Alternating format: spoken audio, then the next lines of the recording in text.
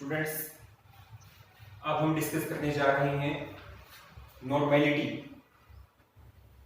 और ये जो टॉपिक है बोर्ड एग्जाम के अकॉर्डिंग इतना इम्पोर्टेंट नहीं है, लेकिन कंपटीशन पॉइंट ऑफ व्यू से देखा जाए तो एक इम्पोर्टेंट टॉपिक साबित हो सकता है। नॉर्मेलिटी नॉर्मेलिटी का जो सिंबल हम लेते हैं that is the N. Normality को कैपिटल एन से डिनोट किया जाता है। डेफिनेशन देखें तो क्या डेफिनेशन हो जाएगी? Number of gram equivalent of solute dissolved in 1 litre of solution. Means यदि आपके पास कोई सॉल्यूशन है और अमाउंट में कितना है 1 लीटर, तो आपको यह बताना है कि उस सॉल्यूशन में सोल्यूट के नंबर ऑफ ग्राम इक्विवेलेंट कितने हैं। 1 लीटर सॉल्यूशन में सोल्यूट के ग्राम इक्विवेलेंट कैलकुलेट करने हैं। जितने ग्राम इक्विवेलेंट आपने कैलकुलेट किए वो सॉल्यूशन की क्या होगी? नॉर्मेलिटी। वो उस सॉल्यूशन की क्या होगी? नॉर्मेलिटी। तो नॉर्मेलिटी को कैलकुलेट करना है तो डेफिनेशन से ही फॉर्मूला बन जाता है। क्या फॉर्मूला बनेगा? Number of gram equivalent of solute divide by volume of solution in litre. मतलब पहले हमें क्या कैलकुलेट करना पड़ेगा? सोल्यूट के ग्राम इक्विवेलेंट, और सोल्यूट के ग्राम इक्विवेलेंट को डिवाइड करना होगा किससे? सॉल्यूशन के वॉल्यूम से। अब जो सॉल्यूशन का वॉल्यूम है वो लीटर में भी ले सकते हैं और मिलीलीटर में भी ले सकते हैं। यदि हमने सॉल्यूशन का वॉल्यूम लीटर में लिया है तो हम इस फॉर्मूले का यूज करेंगे, और यदि हमने सॉल्यूशन का वॉल्यूम मिलीलीटर में लिया है तो हम इस फॉर्मूले से नॉर्मेलिटी कैलकुलेट कर सकते हैं। मतलब नॉर्मेलिटी कैलकुलेट करने के लिए आपको मेनली क्या चाहिए? नॉर्मेलिटी कैलकुलेट करने के लिए मेनली हमें कैलकुलेट करना आना चाहिए नंबर ऑफ ग्राम इक्विवेलेंट। तो नंबर ऑफ ग्राम इक्विवेलेंट कैसे कैलकुलेट किया जाएगा? नंबर ऑफ ग्राम इक्विवेलेंट हम कैसे कैलकुलेट कर सकते हैं? इसका भी एक फॉर्मूला है।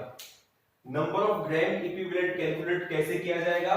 मास of solute divide by equivalent mass of solute. मतलब यदि मैं किसी सोल्यूट के गिवन मास को उसके इक्विवेलेंट मास से डिवाइड कर दूं तो मुझे ग्राम इक्विवेलेंट मिल जाएंगे। क्या मिल जाएंगे? Gram equivalent. मतलब ग्राम इक्विवेलेंट कैसे कैलकुलेट किए जाते हैं? Given mass of solute divide by equivalent mass of solute. Now question arise, how we will calculate equivalent mass of solute. Solute का इक्विवेलेंट मास कैसे कैलकुलेट करेंगे? सोल्यूट का जो इक्विवेलेंट मास है वो कैसे कैलकुलेट किया जाएगा? इक्विवेलेंट मास कैलकुलेट करने से पहले हम ये देखेंगे कि जो सोल्यूट हमने लिया है वो एसिड है, बेस है या साल्ट है। जो सोल्यूट गिवन है वो एसिड है, बेस है या साल्ट है। यदि वो सॉल्यूशन एसिड है तो यदि वो सोल्यूट एसिड है तो एसिड का जो इक्विवेलेंट मास है कैसे कैलकुलेट करते हैं? Molecular mass divide by basicity. Acid की होती है बेसिसिटी और बेस की होती है एसिडिटी। तो हमें क्या करना है? जो एसिड गिवन है उस एसिड के मॉलिक्यूलर मास को उसकी बेसिसिटी से डिवाइड करना है। बेसिसिटी हम कैसे कैलकुलेट करेंगे कि वो एसिड कितने H+ देता है। वो एसिड कितने H+ देता है। सपोज करो एग्जाम में आ गया कि calculate equivalent mass of H2SO4। आपको पता है H2SO4 क्या होता है? H2SO4 sulphuric acid. Calculate equivalent mass of H2SO4 sulphuric acid. कैसे कैलकुलेट किया जाएगा? Molecular mass. हाँ जी, H2SO4 का मॉलिक्यूलर मास कितना हो जाएगा? Hydrogen 2, sulphur 32, oxygen 64 divide by, ये तो हो गया इसका molecular mass, divide by basicity. Basicity मतलब ये कितने H+ देगा। सभी को पता है कि जो H2SO4 है 2 H+ दे सकता है। तो बेसिसिटी कितनी आ गई 2। इक्विवेलेंट मास कितना हो जाएगा 98/2 यानी कि 49। इक्विवेलेंट मास हो जाएगा 49। सेम इसी टाइप से यदि इक्विवेलेंट मास हमें किसी बेस का कैलकुलेट करना है तो हमें क्या करना पड़ेगा, उसके मोलिकुलर मास को उसकी एसिडिटी से डिवाइड करना पड़ेगा। बेस की क्या होती है एसिडिटी। एसिडिटी क्या होती है कि वो जो बेस है कितने OH नेगेटिव देगा, कितने OH नेगेटिव देगा। एग्जांपल लेते हैं NaOH। NaOH एक बेस है, हम इसका इक्विवेलेंट मास कैलकुलेट करना चाहते हैं तो सबसे पहले हमें क्या चाहिएगा, इसका मोलिकुलर मास। सोडियम का मोलिकुलर मास कितना होता है 23, ऑक्सीजन का कितना होता है 16, हाइड्रोजन कितना होता है 1 डिवाइड बाय एसिडिटी। एसिडिटी मतलब ये कितने OH नेगेटिव देगा। आपको पता है जो NaOH है इसमें कितने OH नेगेटिव है 1 डिवाइड बाय 1, 40/1 इक्विवेलेंट मास कितना आ गया 40। सेम इसी टाइप से यदि हम इक्विवेलेंट मास किसी साल्ट का कैलकुलेट करना चाहते हैं तो कैसे कैलकुलेट करेंगे, formula mass divide by charge on cation.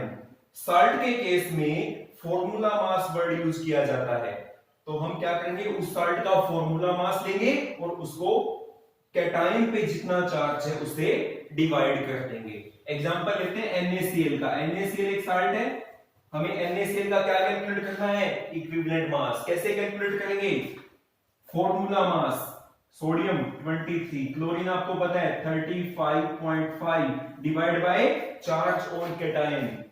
Sodium positive chlorine negative, हाँ जी कैटायन क्या है सोडियम पॉजिटिव, कितना चार्ज है 1 divide by 1, 58.5 divide by 1, answer कितना आ जाएगा 58.5।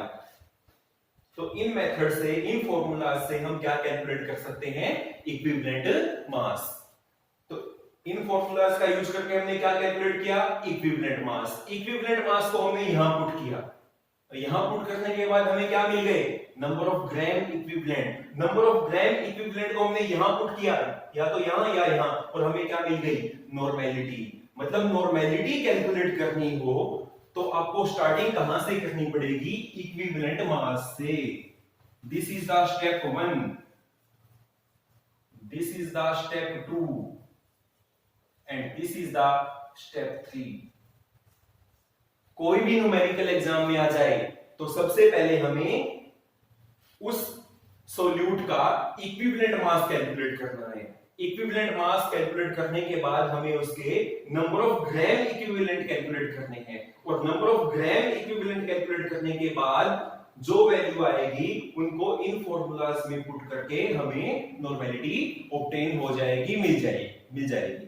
आइए एक एग्जांपल की हेल्प से समझते हैं, एक न्यूमेरिकल की हेल्प से इस टॉपिक को समझते हैं।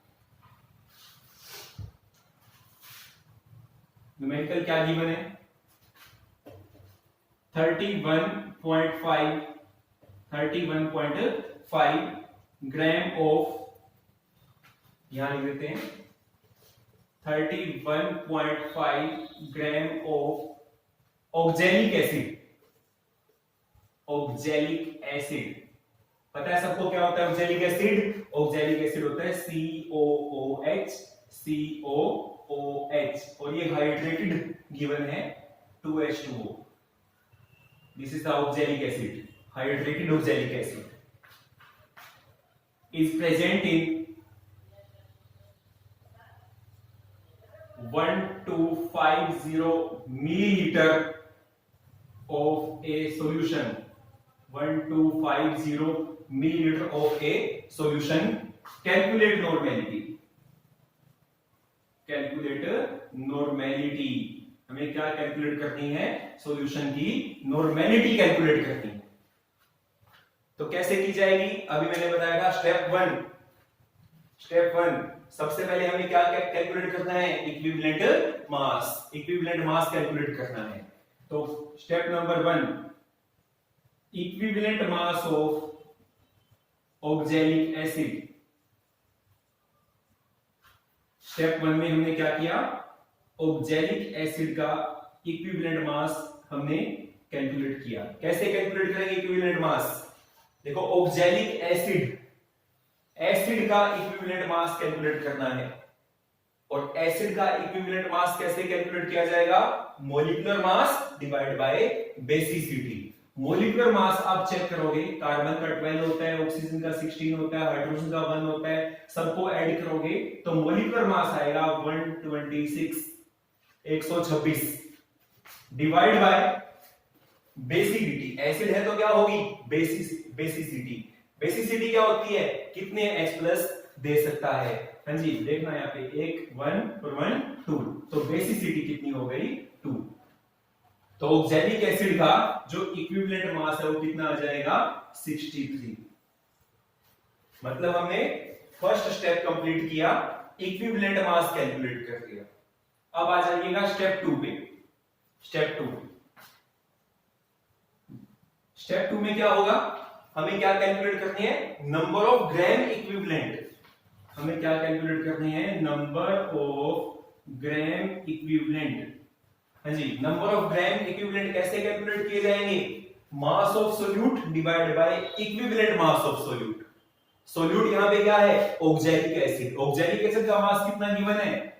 31.5 divide by equivalent mass of solute. हमने जस्ट कैलकुलेट किया है सोल्यूट का इक्विवेलेंट मास कितना? 63। क्या कैलकुलेट किया हमने? 63। तो इसको सॉल्व करेंगे तो जो नंबर ऑफ ग्राम इक्विवेलेंट है वो कितने आ जाएंगे? 0.5। 0.5 मतलब हमने स्टेप 2 भी कंप्लीट कर लिया। अब आ जाइए स्टेप 3 पे। स्टेप 3 में हम क्या कैलकुलेट करेंगे? नॉर्मेलिटी। अब हम नॉर्मेलिटी कैलकुलेट कर सकते हैं, जो हम करना चाहते हैं, नॉर्मेलिटी। हाँ जी, नॉर्मेलिटी कैलकुलेट करने के लिए या तो हम इस फॉर्मूले का यूज करेंगे या इसका यूज करेंगे। डिपेंड करेगा कि वॉल्यूम किसमें गिवन है, वॉल्यूम लीटर में गिवन है या वॉल्यूम मिलीलीटर में गिवन है। और यहां पे जो वॉल्यूम गिवन है वो किसमें गिवन है? मिलीलीटर। वॉल्यूम मिलीलीटर में गिवन है, इसलिए हम इस फॉर्मूले का यूज करेंगे। तो इस फॉर्मूले के according number of gram equivalent हमें लेने हैं। नंबर ऑफ ग्राम इक्विवेलेंट हमने जस्ट कैलकुलेट किए, कितने? 0.5 divide by volume of solution in millilitre. Solution का वॉल्यूम लेना है मिलीलीटर में, कितना गिवन है? 1250 और मल्टीप्लाई कितना है? 1000। मल्टीप्लाई कितना है? 1000। तो अब हम इसको सॉल्व करेंगे। सॉल्व करने के बाद जो आपका आंसर आ जाएगा वो आ जाएगा 0.4। यदि हम इसको सॉल्व करेंगे तो आंसर कितना आ जाएगा? 0.4। Now question arise, what is the unit of normality? Definition से पता लग रही है, ग्राम इक्विवेलेंट पर लीटर। ग्राम इक्विवेलेंट पर लीटर क्या यूनिट हो जाएगी इसकी? ग्राम इक्विवेलेंट पर लीटर। ग्राम इक्विवेलेंट पर लीटर, या हम इसको लिख सकते हैं 0.4 और आगे क्या लिख सकते हैं? Capital N। This is the normality. Note कर लीजिएगा सभी।